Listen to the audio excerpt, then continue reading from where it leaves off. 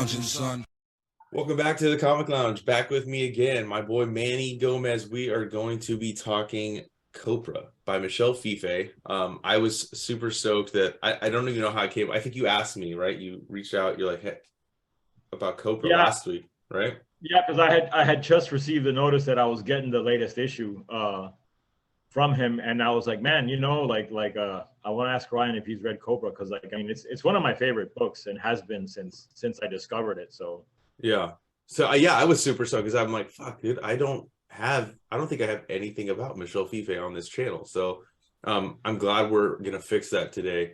I did a written interview with him years ago on my site, which I don't really. Same. I kind of just have my site there as like a hub where like I think my YouTube channel's there, but I don't really write anymore. So I'd love to have him back on for another chat. I think that would be super fun. But I'm glad that we are going to be talking some of his work. Obviously, he's done other stuff that's really dope. I discovered him through the Kayfabe channel, so I didn't really like. I think I had seen that. I saw the trade for that G.I. Joe Sierra Muerte that he did. So I saw that in the shop when I was working there, and I just kind of looked at him like, oh, this is interesting. Like the art, is pretty dope because he does a lot of mixed media with his like coloring. But I picked up Copra. I think I read the whatever leads up to the image. I think before we record, I said this before, what leads up to the image, and then I'm missing some of the image stuff, and I have a stockpile of the issue, so I'm not up to date. But I did just pick up this beautiful. Oh man, yeah, I want to get that so bad because I still have like the old school trades, which are actually really nice too, man. Like the paper stock is really nice. Like it's got like a flap, so you can use it as a mark. Like he's always been into making his books feel and look good. Like very tactile. So it's always an attractive package, man. From day one, his comics have been an attractive package. That is the only thing I wish that the hardcover was that same paper stock. So the interior is glossy. It's not the same like kind of like matte. Matte, yeah. Yeah. I mean, I don't mind it. Look, I love the book. I think I got rid of my trades so that I would be forced to get this. That I'll do that sometimes. Yeah. Like if I know that a really nice collection of something's coming out, that's the only way I can force myself, because I'm like, I want it in my collection, so now I guess I'll just get the more expensive version of it, But yeah, it's an awesome story. I just want to read this real quick before we like get into it, because I think it basically lets you know kind of the influences on this book without, if you're a comic book fan, you'll know. Like he acknowledges the works of John Ostrander, Kimiel, Luke McDonnell, Ann Nocenti, John Romita Jr., and Steve Ditko. That tells you right there that's the type of book that he's doing, like and who and what stories, what comics were super influential in terms of coming up with this. Like a very short elevator pitch would be like he's doing his version of Suicide Squad analogs, right? But it's so much more than that. Thank you. That's exactly what I wanted to say too, man, because like you said, that's the elevator pitch and the one sentence description, but like it is so much more than that. And like it's almost like first of all, I think this is a story that like only works as a comic book because of like the visual language that he uses, man. Like he's pulling from all those people. Like he's got like the sort of like layouts like the sort of psychedelic like dicto layouts from like Doctor Strange in there. He's got like the sort of like the writing that the early Suicide Squad did have also, which was like really revolutionary at the time. So he's pulling from a lot of like very diverse influences too that you wouldn't think would work together, but he makes it work together. Yeah, no, and I love the characters that he does analogs for. Like obviously, like there's a Deadshot, there's a Captain Boomerang. Those are like easy to spot. Yeah. And then you got like a Shade the Changing Man, which is a Ditko creation. I love the Doctor Strange and Clea analogs, Vincent and Xenia. Yes. There's just so much in it. I feel like it's the Punisher sort of analog, Frank Castillo, who's like the sort of like ex-cop like vigilante, like it's great, man.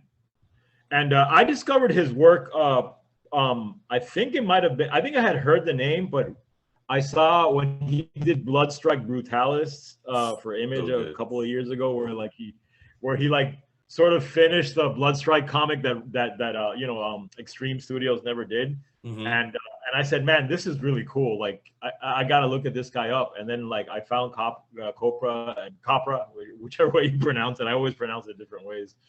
From then on I was sold, so I immediately like tracked down how to get the single issues and became a subscriber. I was just blown away. Blown away. Like I said, the first, so I flipped through that GI Joe book, but Copra was the first book I bought. So I got the first, I got the first trade, and that's when I reached out to him because I'm like, I'm not going to talk to this guy if I haven't read his stuff. You know, Right. like I don't want to be that guy. So I read the first volume and we chatted, chatted about the book and stuff. And one of the things that I told him that really stood out to me was the coloring of the book. Like I just love the way he colors, colored pencils, like everything is just so unique that you don't see in other comics. It is colored pencils, right? Because that's what it looks like. Because like you can really see like the strokes in the coloring, which I really like. Yeah. He did say colored pencils is part of it, but it's not all of it, obviously. No, but yeah, but I love how tactile his art looks. Like it almost looks like you're looking at it and it was just drawn like right then and there. You know what I mean? Like there's actually like a still like vibrant energy like that. It almost looks like you're looking at an original piece of work and not a printed thing.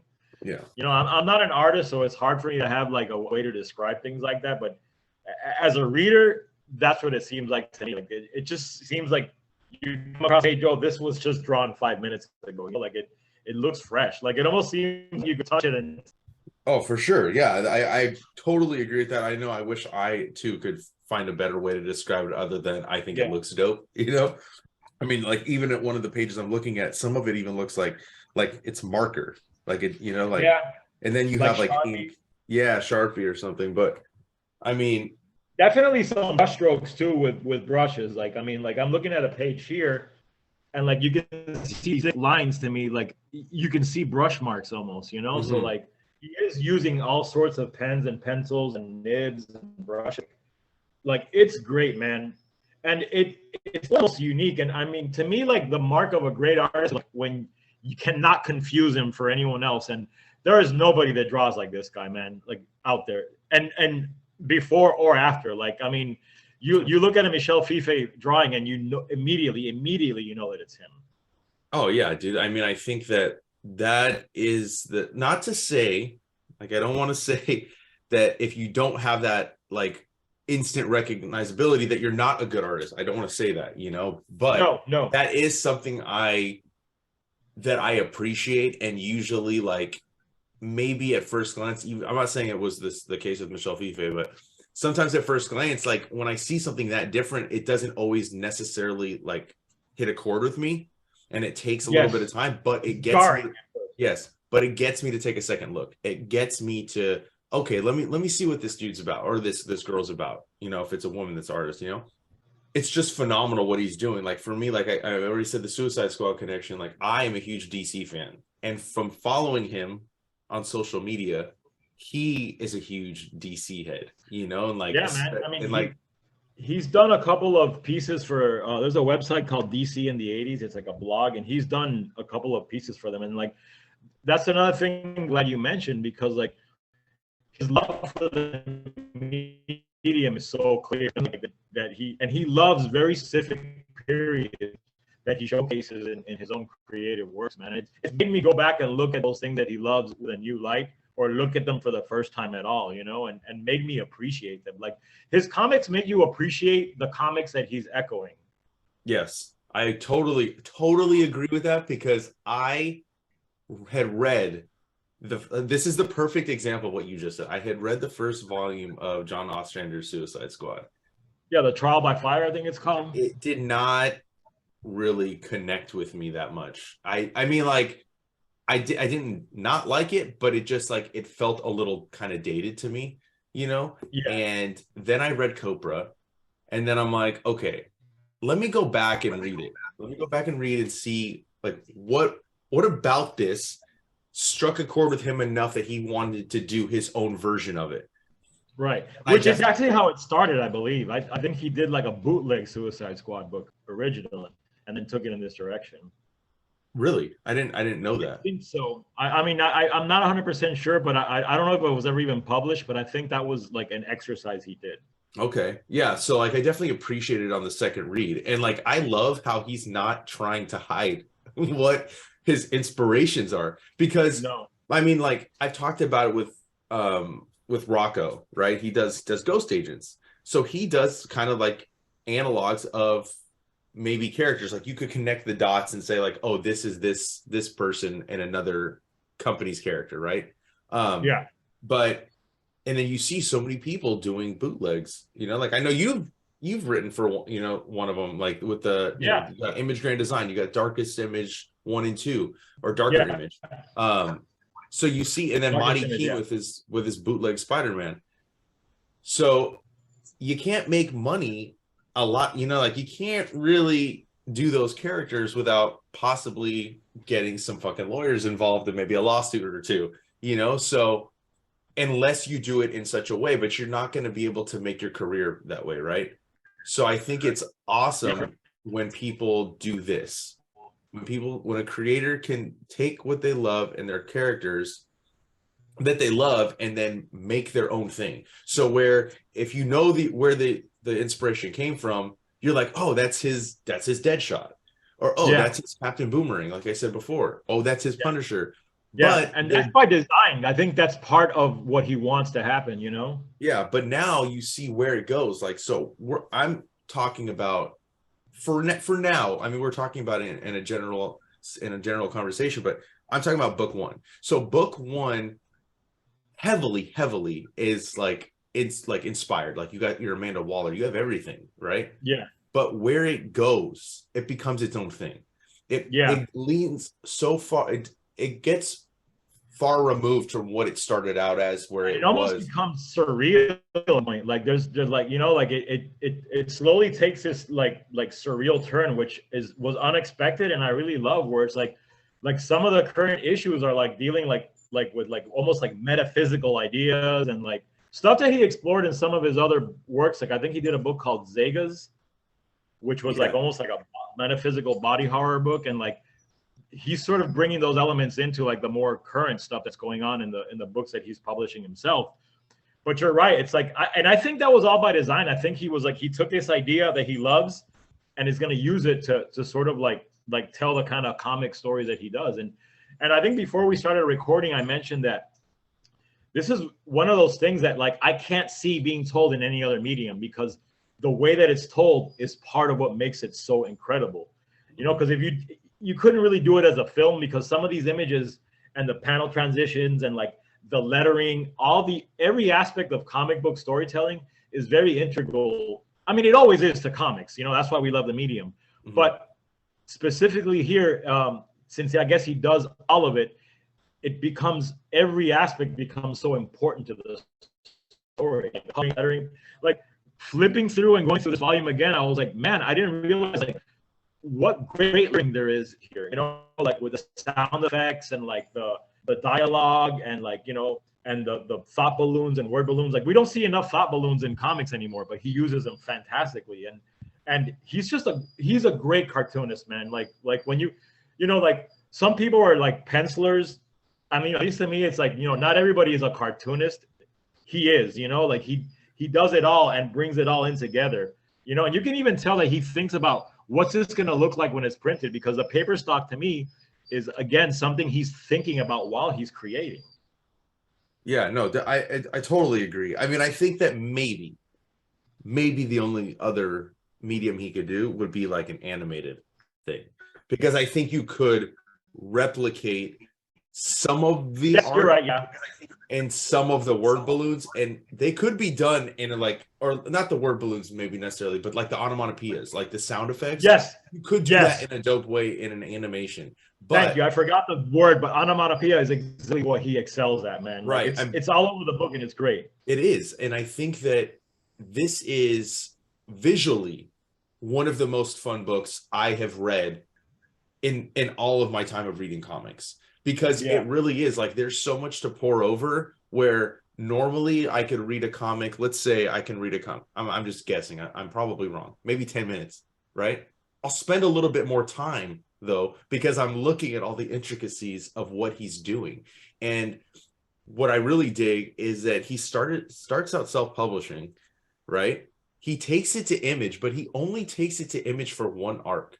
Now, Image is still producing the trade paperbacks. They're the ones that did the hardcover, but he pulled back the single issues and is doing it through his Etsy. So the only way you get those comic books is if you, I think it's just the subscription. I'm not sure. I don't know if you are. He offers a subscription, and I think he like has a few that are left over, and they're just sitting. But they tend to sell out really fast. Almost instantly. Yeah, like I remember, I was like, if you want the book, I'd suggest you get the subscription, man. Yeah. And he's good at getting it on time, and he freaking signs all of them too. So you get like a signed comic. Like I didn't realize that at first, and I'm like, wait a minute, this last name on the cover, like he signed that. You know what I mean? Like, yeah, I did a second look also. I'm like, is this like part of the art of the cover, or did he actually? And I'm like, no, he signed this motherfucker. Yeah. No, he's just, I mean, he's just so dope, dude. And like, I don't understand why he has not done more with like the big two. Like, I don't know if it's because of him or if it's because of the publisher. I think he did a really dope Superman red, white, and blue story. I don't know if you read that one. I didn't buy that series at all, really, but I bought that issue because he had a story in it. And like, you know, and you know, Marvel, if you're watching, or anyone from Marvel is listening or watching, give this guy a Spider-Man Grand Design, maybe. Yeah, you know, for fuck's sake, dude. Give this dude a Grand Design. I mean, look, you have Ed Piskor, Tom Scioli, and Jim Rugg. The only other names, I was watching their weekly shoot, the only other names Ed said he would put in the hat was Michel Fiffe. He said any other name, it's artificial. That's what he said. And I got a personal connection with him too, because he's from my hometown of Miami, man. Like, you know, he's Cuban too, and we even went to, I mean, I don't think our paths ever crossed, maybe because like our age is about similar, but we went to the same comic shop. So I'm like, at one point, maybe he was just one of those guys that was there on Wednesday buying comics with me, you know, like. I think, and dude, like I said, like, I just love what he's about. He loves comics, you know, like this is his passion and it comes through. I mean, just the fact that he's still doing like that grassroots, like almost punk rock of it all, like creating his comics, packing his comics. Like he is the one that is putting this all together. He's, like you said, he does everything artistically. He's doing everything on the back end too.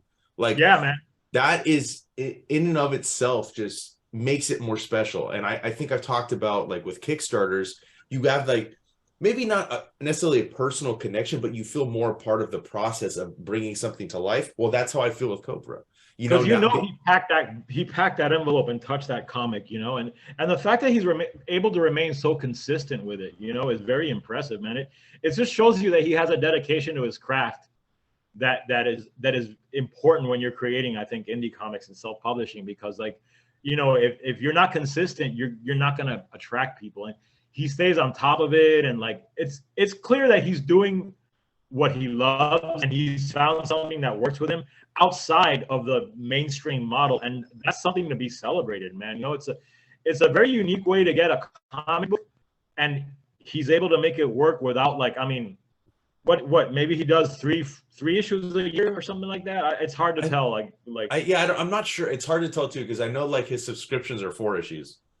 Yeah. So I feel like it's 4 a year, but I'm not entirely sure. But like, and then he's got his like Patreon too, like you can follow him on. And I made sure this year, I was like, I want the commission tier. Like I gotta jump in there. Dude, yeah, I wasn't able to, but like I'm gonna do it this year. I think you still have some space. So like I just did my taxes. I want to hit him up to see, because I would love him to draw something for me. The thing is, I got to figure out what I want him to draw, you know? That's the beauty of it, is you have a whole year to think about it. Like I've already like gone back and forth. Like, should I get this? No. Like I don't know what I want to get from him. But like either way, like it's gonna be dope. You know, like he's amazing. Look at this. I mean, like look at this. These right here. You know, like everything he's doing. Like, and I'm you know, he's got his like issue 9 is his like his Kirby issue. You know, and like you got issue 10, the Rax issue, like more of a Ditko-esque type stuff, and like even homaging an entire issue of Suicide Squad, like 8, the personal files story. I completely forgot that he had done that, you know. Yes, And dude, that's right. Yeah, because like I follow him online too, and and he's a big fan of like the Who's Who and like the handbook type books that were very popular in the 80s. Like he's just someone that loves comic culture so much, and like he integrates all of that into his books, man. Like, he's pulling from everything. yes. I mean, let we called out Marvel telling him to give him a grand design. For fuck's sake, DC, give him a Black Label book. Let him run wild Yes, like you did dude. Daniel Warren Johnson on Wonder Woman Dead Earth. Or like you gave Cliff Chang, you gave him the Catwoman Lonely City. Like Yeah, let this dude go produce a book that is yeah. all him.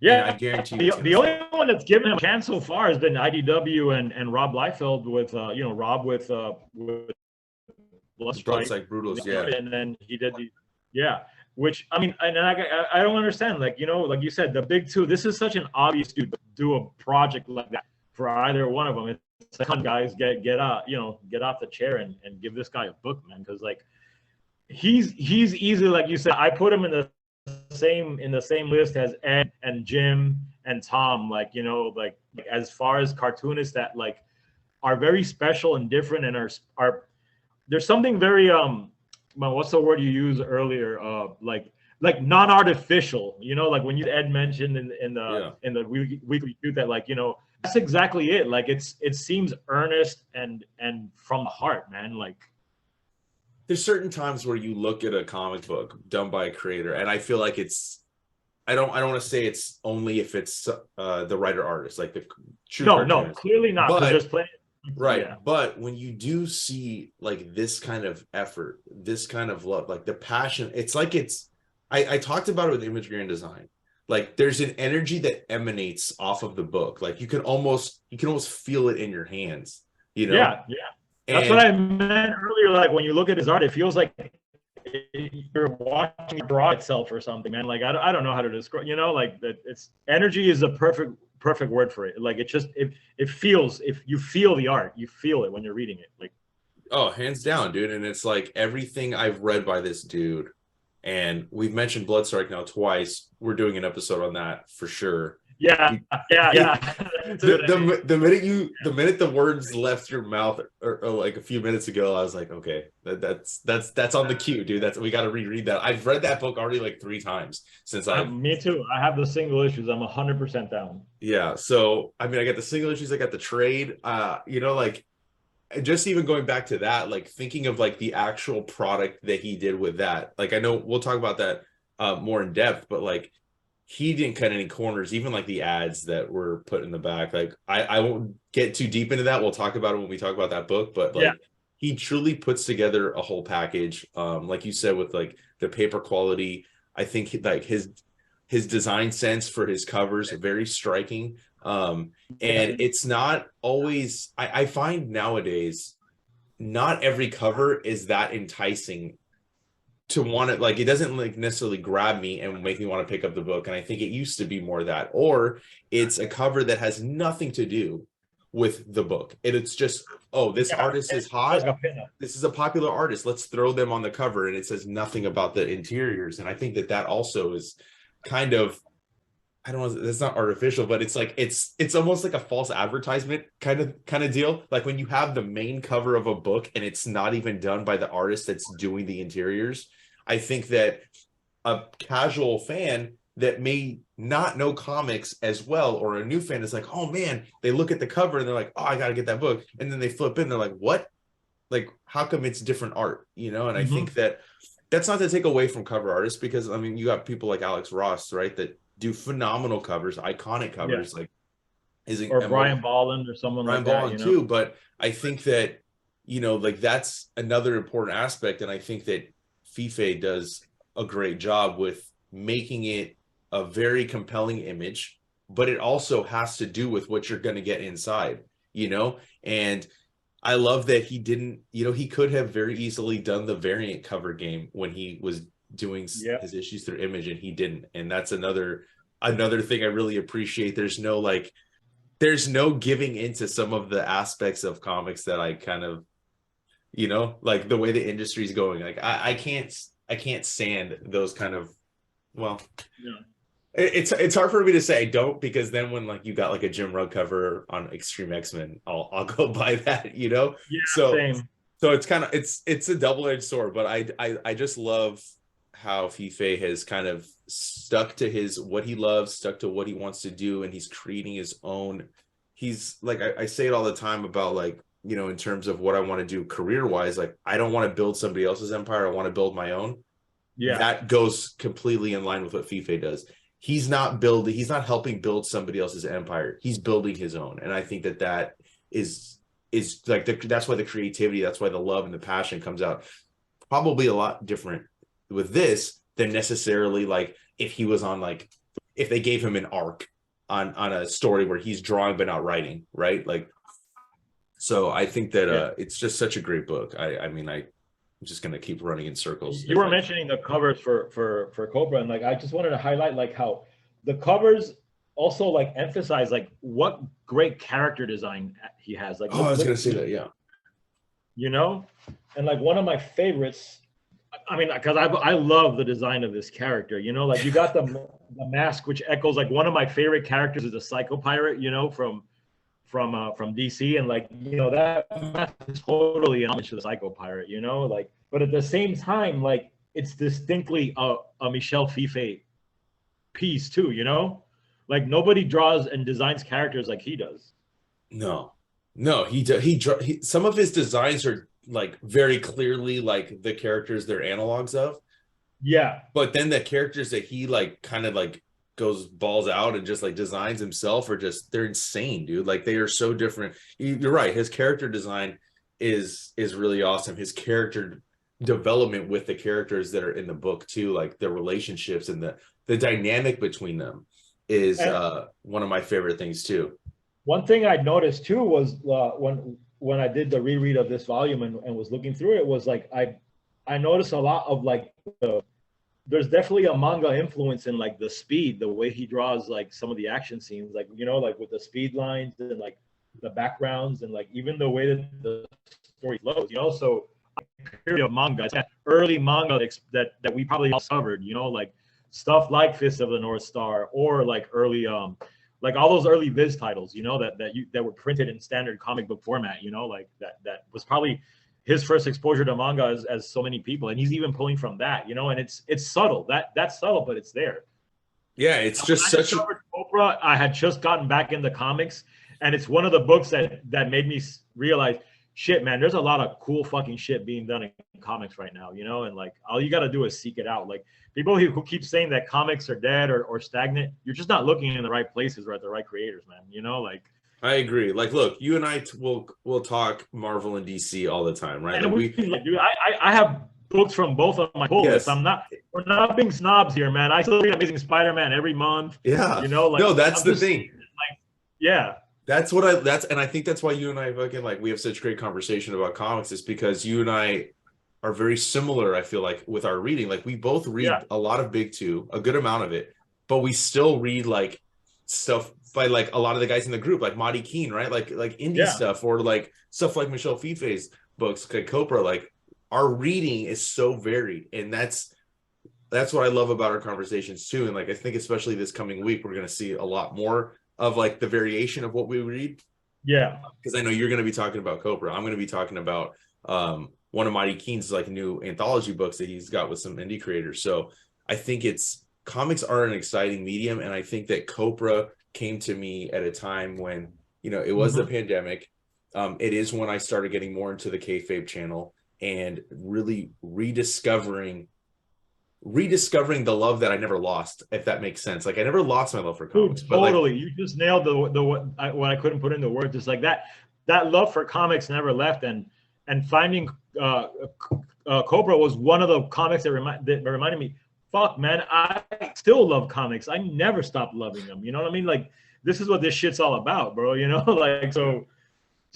I mean, I know I've interviewed him a couple of times, and I've thanked him personally, even like through a message. Like, dude, your comics, reminded me why I love comics. And like, you know, he's very humble in his responses too. He's a great guy too. So like, that's just his icing on the cake, you know, when he's a very approachable creator. He loves sharing like stuff with fans. He there's a Facebook group, the Copra Press Club, which he's Yeah. very active on. I don't even know if he started the group. I don't think he might have. I don't know, but he fucking posts a lot. He does, bro. And what I love is that he posts, most of the stuff he posts isn't even about his stuff. Like he's just posting like he's been posting like all these old issues of Comic Scene and other like old comic book magazines that he's been finding. Yeah. And like people respond and he responds right back. And you're like, dude, this guy is also just a lover of comics on the same level that you and I are. You know what I mean? And like he's getting to talking comics people, you know, and the fact that he's a creator is just what he does, you know, but he's a comics fan first, I think, you know, and he's one of us. He's just one of us. He just happens to make one of the dopest comics being published. Yeah. That's the only difference between what we're doing and what he's doing. He just happens to be a really talented cartoonist and producing dope comics, you know, but he does love it. And just like people talk about this kayfabe effect, well, there's other avenues of what I've listened to or what I'm a fan of, or like posting on the groups. Like, so Fiffe has cost me money, and like Robservations has cost me money, you know, because like when you hear or you see that passion in somebody else, like it ignites it in me, and then I'm like, oh, I gotta get it, I gotta check it out. And I think that I think Fiffe more than like maybe some other people, like just like the constant of like, you know, he'll go dollar bin diving, dude. Like, and dude, totally. I love that. Honestly, it was him like writing about dollar bins and stuff that sort of really got me excited about starting that again. It's my favorite, and like I love it, and like you could tell he's someone who will find a dusty old dollar bin and just fucking dive right in, man. You know, it's great because he's also a very active comic book fan, like we said earlier. So like that, it's very infectious, and following him is very infectious, and like it makes you realize that like we have a comic book collecting is a very unique hobby, and we have access to the creators that a lot of people that like other things might not have. And he's someone that appreciates that too and likes talking to his fan. You can tell that like the fan interaction, or it's not even fan, it's just like we're colleagues. I mean, I don't know what to call it, but like he's a fellow fan, you know, and he's interacting with people on that level. And one thing I do want to mention is how amazing is it that Copra's on issue 44. I mean, this guy's been able to do 44 issues, primarily self-published. Only you know, six. Only 6 were by Image. Yeah. Only 6 by Image. You know what I mean? And you know, and with Image, you still have to deliver the goods on your own. Like they're not giving you any money at right up front or anything like that. Oh no, it's like, months before you see any money. Yeah. So he's been able to create a 44 issue independently produced comic book consistently.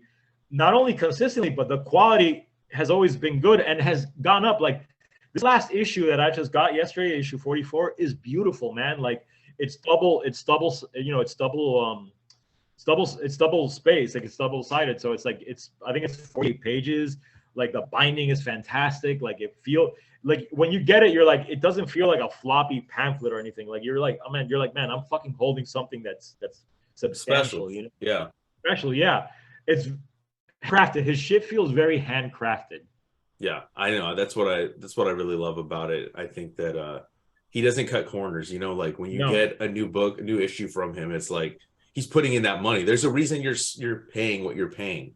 You know, it's pretty not affordable, man. Like all in all, when you look, I think it's about like $10, like, you know, plus a little bit for shipping, to get a beautiful like 48-page comic book. I mean, you go to the shop, you're paying $5 for your monthly books. You know what I mean? Like you're getting something extra here, like extra nice, and it's perfectly priced. Like there's really, I mean, if you like comics, there's no reason you shouldn't be reading this book. It's one of the books I recommend right away to anybody. And let me tell you, man, like every comic book fan I've recommended this book to has become a fan. Everybody. Yeah, no, it's one of the best. Like I said, one of the best comics. I can't praise it enough. You know, I think that if you are listening to this or watching this and you haven't picked up Copra, go fix that. You know, like the trades are readily available. I think that I believe a volume 7 has come out through Image. I don't quote me on that. I could be wrong, but I think they're now starting to collect the stuff that he's been producing since he went back to self-publishing it Yeah. himself. But yeah, they're all in print. They're all available to get. If you like hardcovers, you know, like go pick up this bad boy, because it's oversized, and you get to see his art just a little bit bigger, and it's breathtaking, dude. It's some of the best that I've ever read. And yeah, Michel Fiffe, one of the best cartoonists in the biz right now. I think that he's just phenomenal. I could like keep fucking praising him. I could keep we're running just in gonna circles. But yeah, I think that's all I have to say on the book. Yeah, same, man. I mean, I've been wanting to talk about him with someone for a while, and like, you know, when we came up, I was like, great opportunity, man. And like, you know, it's like serendipitous that you arrived in my mailbox. Like, it almost feels like everything was being aligned, and this was a perfect time to talk about him and about the book. But yeah, definitely check it out, man. The volumes are readily available. Like, talk to your local comic shop. They can definitely order it from Image. Pick up the first volume, man, and you're gonna like it. And I guarantee you that before you know it, you're gonna be subscribing to his book, man. Hell yeah, dude. I want people to subscribe. I want him to be able to continue to do this for a living, man, because I don't want this book to end. I want to be getting Copra in my mailbox like when it's on issue like 120. You know, like yeah, I want it to go on.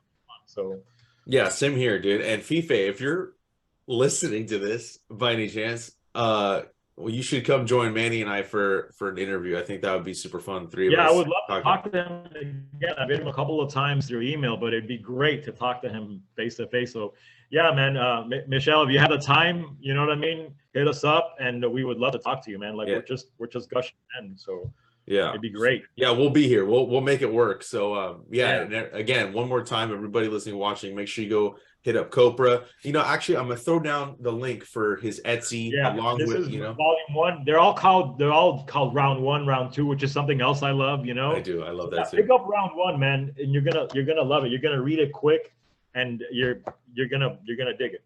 Yeah, definitely. And on that note, we're gonna end this. Make sure you follow us on Facebook, Twitter, Instagram at The Comic Lounge. I'm gonna drop Manny's links down below as well. And make sure you join us every Friday for our picks of the week. This week we'll be talking about Copra again. So make sure you issue 44. Issue 44. So yeah, on that note, we're out.